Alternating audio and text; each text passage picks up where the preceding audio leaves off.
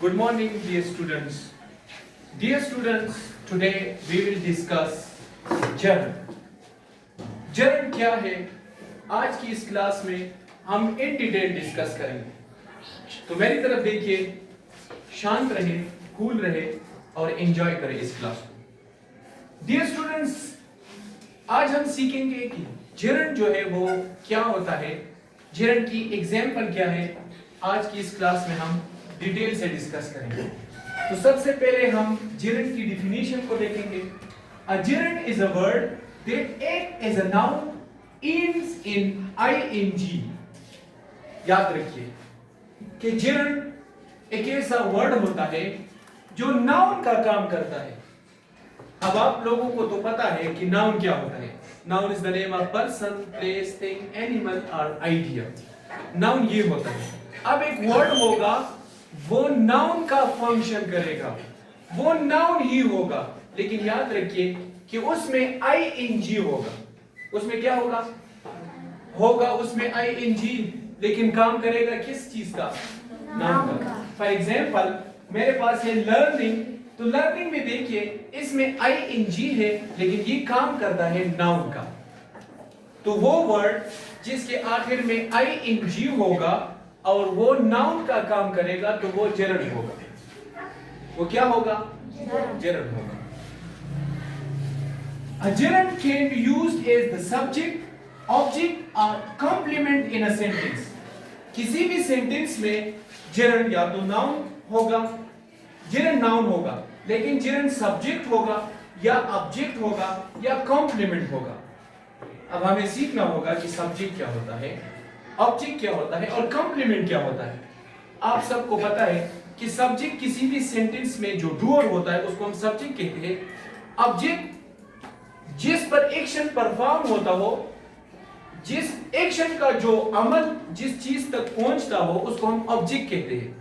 तो जर्न या सब्जेक्ट होगा या ऑब्जेक्ट होगा या कॉम्प्लीमेंट होगा. अब ये कॉम्प्लीमेंट क्या है? डियर स्टूडेंट्स, कॉम्प्लीमेंट एक ऐसा वर्ड होता है या एक ऐसा फ्रेज होता है जो किसी सेंटेंस या वर्ड की मीनिंग को कंप्लीट करता है.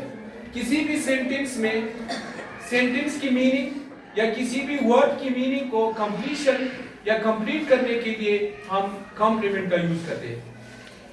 मैंने आपको बताया था, पिछले लेसन में मैंने बताया था कि सब्जेक्ट नाउन होता है, ऑब्जेक्ट नाउन होता है. सब्जेक्ट नाउन और प्रोनाउन दोनों हो सकता है, और ऑब्जेक्ट जो है वो भी नाउन और प्रोनाउन हो सकता है. आपको तो क्लियर है? तो किसी भी सेंटेंस में अगर सब्जेक्ट होगा जर्न या नाउन. अब एक एग्जांपल है, learning new language is difficult. Learning new language is difficult. यहां पर इस सेंटेंस में लर्निंग जो है ये जर्न है. क्यों? क्योंकि ये नाउन है. वो नाउन जिसके आखिर में आईएनजी होगा वो नाउन होगा, तो वो नाउन जिसके आखिर में आईएनजी होगा वो जर्न होगा.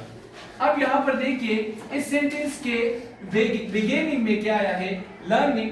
तो सब्जेक्ट, किसी भी सेंटेंस में जर्न सब्जेक्ट हो सकता है, किसी भी सेंटेंस में जर्न जो है वो ऑब्जेक्ट भी हो सकता है. I love learning. I love learning, तो आई हो गया सब्जेक्ट, लव हो गया वर्ब. यहां पर लर्निंग क्या है? ऑब्जेक्ट. और मैंने आपको बताया था कि ऑब्जेक्ट या तो नाउन होगा या प्रोनाउन होगा. और इसी तरह मैंने बताया था कि सब्जेक्ट जो है या नाउन होगा या प्रोनाउन होगा. लेकिन यहाँ पर सब्जेक्ट नाउन है, लेकिन वो नाउन जो बतौर आईएनजी यूज हो उसको हम जर्न कहते हैं. अब देखिए तीसरा एग्जांपल है, his favorite hobby is learning new language. यहाँ पर देखिए ये सब्जेक्ट है, ये सब्जेक्ट है और ये ऑब्जेक्ट है. तो बीच में ये जो है ये क्या है? ये कॉम्प्लीमेंट है. और कॉम्प्लीमेंट के बारे में मैंने आपको बताया कि कॉम्प्लीमेंट किसी भी वर्ड, कॉम्प्लीमेंट एक वर्ड होता है या एक फ्रेज होता है जो किसी भी सेंटेंस या वर्ड की मीनिंग को कंप्लीशन देता है. किसी भी सेंटेंस के अंदर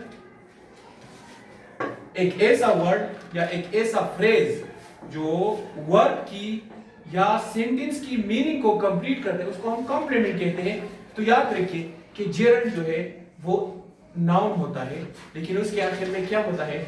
आईएनजी होता है. वो जर्न जो आईएनजी से बना हो उसको हम क्या कहते हैं? उस नाउन को हम जर्न कहते हैं. वो नाउन वो नाउन जिसमें आईएनजी हो। आईएनजी बेसिकली आपको पता है कि आईएनजी क्या होता है। आईएनजी वर्ब में होता है। आईएनजी किस चीज में होता है? वर्ब में होता है। अब एक ऐसा वर्ड जिसमें आईएनजी होगा लेकिन वो वर्ब नहीं होगा, वो नाउन होगा। तो अगर आईएनजी वाला वर्ड वर्ब नहीं नाउन होगा तो वो जेरंड होगा। नहीं समझे?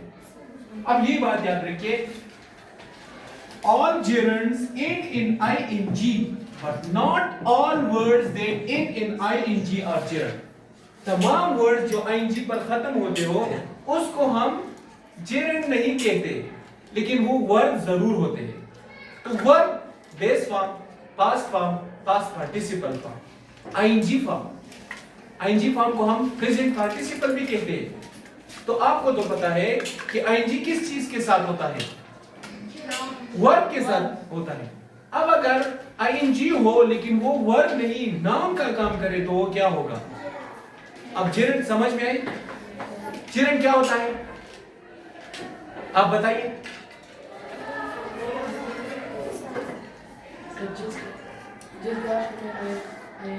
जिसके आखिर में आईएनजी हो वो जेरंड होता है। आईएनजी तो वर्ब के आखिर में होता है। जो सेंटेंस में नाउन का फंक्शन करता हो तो वो क्या होगा? वो जेरंड होगा। अब ये जेरंड है, ये नाउन सब्जेक्ट में भी हो सकता है, ऑब्जेक्ट में भी हो सकता है और कॉम्प्लीमेंट में भी हो सकता है। अब मैं आपसे पूछूंगा कि जेरंड